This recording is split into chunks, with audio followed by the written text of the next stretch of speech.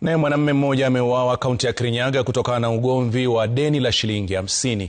Nadaiwa kuwa marehemu Jacob Maina alifika nyumbani kwa John Wachira kudai pesa hizo za kazi aliyofanya ya kukata mbao kabla ya mzozo kutokea. Inaripotiwa kuwa hapo ndipo alidungwa kisu na kufariki.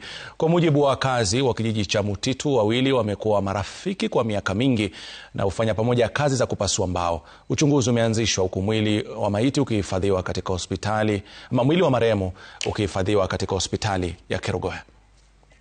Wamekuwa wakifanya kazi ya kupasua mbao na wamepasua kwa miaka mingi na hawakuwa wamelipwa zile pesa ambao walikuwa wamepasua mbao. Sasa hapo kwa hapo hasira ni ya mwanaume mmoja katikati yao akawa na hasira nyingi kushinda yule mwingine, ndio kwa bahati mbaya alikuwa na panga ya kazi akamkwaruza, kumbe naye anamkwaruza pande ya roho akamuua. Kubizana ile wewe alikuwa na panga ya kukata nyasi. Ndio sio kupenda kwake mwenye kuona. Ndio kaja kuniza panga usinisumbue. Ndio kumkwaruza, ndio kufa. Huyo alifanya hivi ikamdunga wapi? Kibahati baya. Naye akaanguka akaangukia kisu. Ikamdunga kwa roho.